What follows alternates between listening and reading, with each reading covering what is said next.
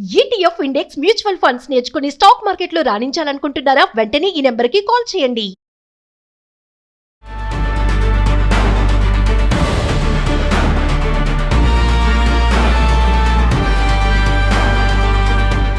నమస్తే, నా పేరు doctor Solomon Raj, advocate, supreme court of India. Welcome to Suman television. UK popular case ఒకటి చాలా వైరల్ గా మారింది.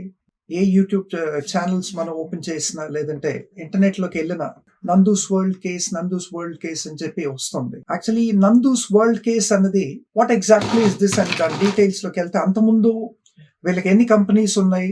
జగర్లమూడి మధుకర్, తర్వాత ఆనే రమానందన్, వీళ్ళిద్దరు కూడా హస్బెండ్ అండ్ వైఫ్. అంతకుముందు ఈ రమానందన్ చెప్పారు, నాకు దాంతో ఏమీ సంబంధాలు లేవు అది ఇది అని చెప్పి. నేను మా హస్బెండ్ యాక్చువల్లీ ఆ కంపెనీ స్టార్ట్ చేశారు, ఆయన యాక్టర్ మేనేజింగ్ డైరెక్టర్. నేను ఎప్పుడో 2025లో రిజైన్ చేశాను అన్నారు.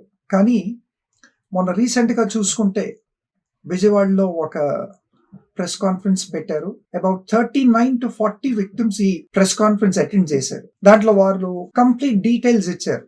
ఎప్పుడు కలిశారు, ఎక్కడ కలిశారు, వీరిని ఏ విధంగా వీళ్ళు మనీ ట్రాన్స్ఫర్స్ అన్నవి చేశారు అన్న డీటెయిల్స్ అన్ని కూడా చాలా క్లుప్తంగా మాట్లాడారు. ఇది సాక్షి న్యూస్ లో కూడా వచ్చింది. ఇక్కడ మనం చూసుకున్నట్టయితే జగర్లమూడి మధుకర్ 2023లో ఇండియాకు వచ్చారు. వీళ్ళవి 2 ఆఫీసెస్ ఉన్నాయండి ఇండియాలో. ఒకటి గుంటూరు అరుండల్పేటలో, రెండోది బేగంపేట్ హైదరాబాద్ సప్తగిరి టవర్స్ లో. ఈ గుంటూరులో ఉన్న ఆఫీస్ వీళ్ళ నాన్నగారు, మధుకర్ గారు నాన్నగారు మోహన్ రావు గారు, ఆయన కూర్చొని ఆయన యాక్చువల్లీ అక్కడ నుంచి యాక్టివ్ గా పార్టిసిపేట్ చేసి ఆయన క్యాండిడేట్స్ ఇంటర్వ్యూస్ అది చేసి ఆయన కండక్ట్ చేస్తారు ఇక్కడ నుంచి. దాని తర్వాత UK destiny staffing and recruitment అని ఆ కంపెనీకి వీళ్ళు దాన్ని ఫార్వర్డ్ చేస్తారు. సో 2023లో ఈయన వచ్చిన తర్వాత మేము యాక్చువల్లీ COS ప్రొవైడ్ చేస్తాము యూకేలో, దాని తర్వాత జాబ్ వీసాస్ కూడా ఇష్యూ చేస్తామని చెప్పి ఈయన చెప్పిన తర్వాత చాలా మంది ఈయన కలిసిన తర్వాత వీళ్ళు మనీ ట్రాన్స్ఫర్స్ అయితే చేయడం జరిగింది.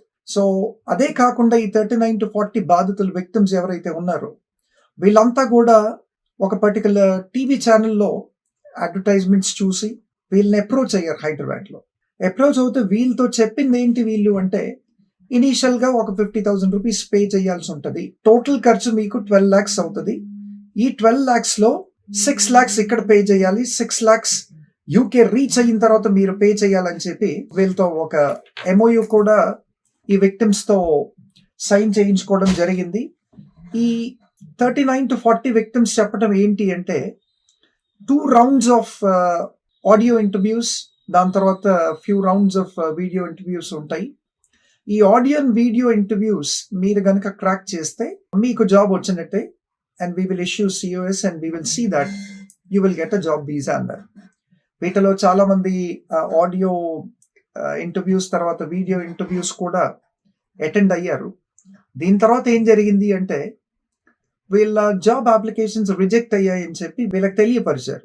ముందుగా ఏమన్నారంటే, మీకు బేసిక్ ఇంగ్లీష్ నాలెడ్జ్ ఉంటే చాలు, the rest we will manage and we will see that you will actually get a job.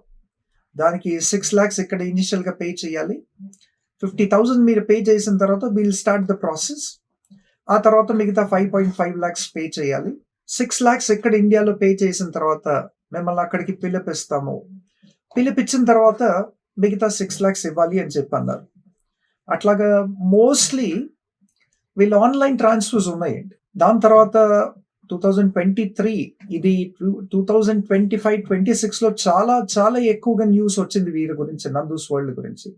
కానీ ఒరిజినల్ గా చూసుకుంటే 2023లోనే కొందరు కంప్లైంట్ ఇనిషియేట్ చేశారు. 2023లో ద డెస్టినీ అని ఎక్కడైతే ద డెస్టినీ కన్సల్టెంట్స్ అని గుంటూరు నుంచి ఆపరేట్ చేసిన ఆఫీస్ మోహన్ రావు గారు ఎక్కడైతే కూర్చునేవారు, ఆయన పైన కూడా యాక్చువల్లీ కంప్లైంట్స్ ఉన్నాయి. ఆయన కూడా 2023 నుంచి ఈ వెంట multiple police stations.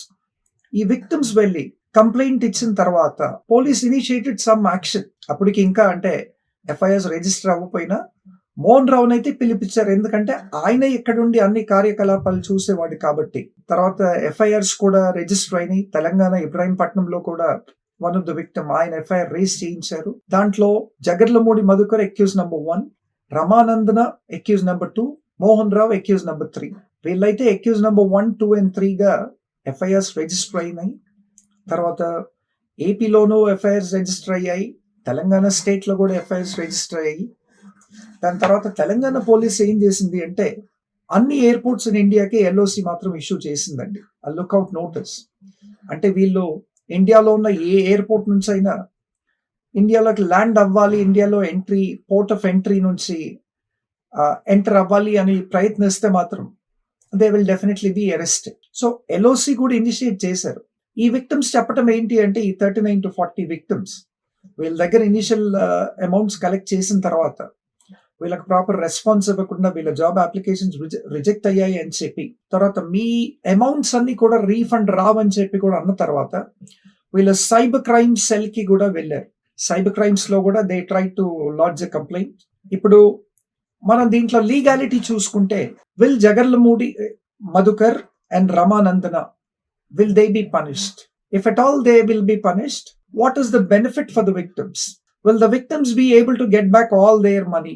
Another question. ఇప్పుడు వీళ్ళు పే చేసిన డబ్బులన్నీ కూడా వీళ్ళకి రిటర్న్ వస్తాయా? Merely by registering criminal cases against them, both in Andhra and Telangana. Will the law and order police, where Arundalapet and other police stations, will they be able to recover the money and will they be able to pay it back to the victims? Can the victims be compensated? What is the law saying? What is the legality? What are the chances of recovery? ఇవన్నీ చూసుకుంటే as per law వీళ్ళకి ఇక్కడ police వారు వీరికి న్యాయం చేయాలన్నా, justice చేయాలన్నా కానీ ఈ జగర్లమూడి మధుకర్ తర్వాత రమానందన్ వీళ్ళిద్దరు they are not actually the natives and residents of India. They are not owning any immovable properties. Bank accounts ఏవైతే ఉన్నాయో, ఎక్కడి నుంచి అయితే ట్రాన్సాక్షన్ జరిగాయో, పోలీస్ అయితే బ్యాంక్ అకౌంట్స్ అన్నిటిని కూడా ఫ్రీజ్ చేశారు. మరి మనకి క్లారిటీ లేదు వాటిలో ఎంత అమౌంట్ ఉండింది, దాని తర్వాత పోలీస్ ఎంత అమౌంట్ సీజ్ చేసింది అన్నది కూడా క్లారిటీ లేదు. ఆ అమౌంట్ సీజ్ చేసినా గానీ ఆ బ్యాంక్ అకౌంట్స్ లో ఉన్న amounts will it be sufficient to compensate all the 39 to 40 victims? ఇక్కడ హండ్రెడ్స్ ఆఫ్ విక్టిమ్స్ ఉన్నారు అంటున్నారు, కానీ ఇప్పుడు తెరపైకి వచ్చింది ఓన్లీ 39 to 40. వీళ్ళే ఈ ప్రెస్ కాన్ఫరెన్స్ పెట్టారు. వీళ్ళని కాంపెన్సేట్ ఎట్లా చేయాలి? రెండో క్వశ్చన్ ఏంటి అంటే లీగాలిటీ. లీగాలిటీ ఎట్లా? when the amounts collected by the couple, Nandu's World couple, is amounting to crores of rupees, can the law and order police deal with such cases? Does the law and order police have that jurisdiction? ఈ రెండు questions కి మనం answer చూసుకుంటే no. ఒక police station కి, ఒక law and order police station కి several crores economic offence deal చేసే జ్యూరిస్డిక్షన్ లేదు, అథారిటీ లేదు. కనుక ఈ విక్టిమ్స్ అంతా కూడా ఏం చేయాలంటే they have to actually file an application. They have to go and they have to request the police to transfer the case to the economic offences wing.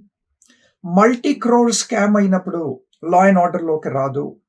Multi crore scam అయినప్పుడు economic offences wing కే వస్తుంది. కాబట్టి ఈ cases ని economic offences wing వారు deal చేయాలండి. వాళ్ళకి ఒక special jurisdiction and special authority ఉంది for recovering the ఎంబెజిల్డ్ amounts.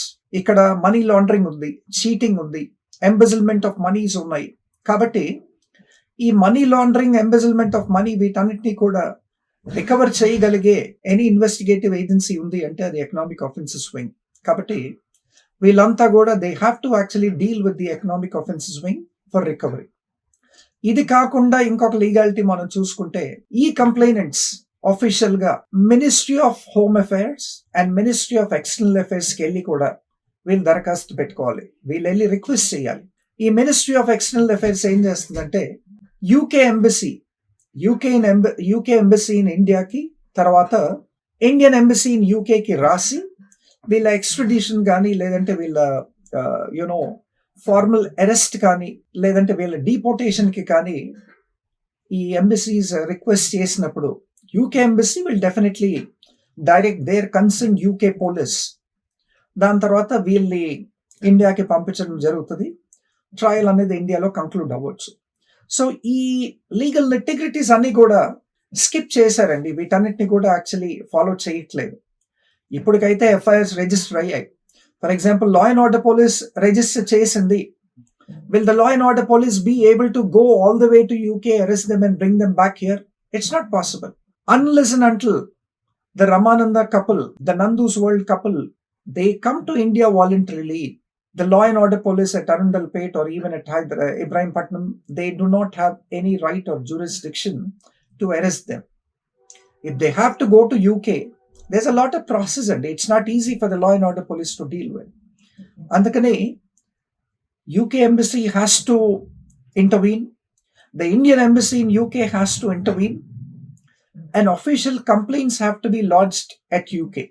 Unless and until these procedures are followed, justice anadi proper ga meet avatam, it's quite difficult and it's a quite lengthy process.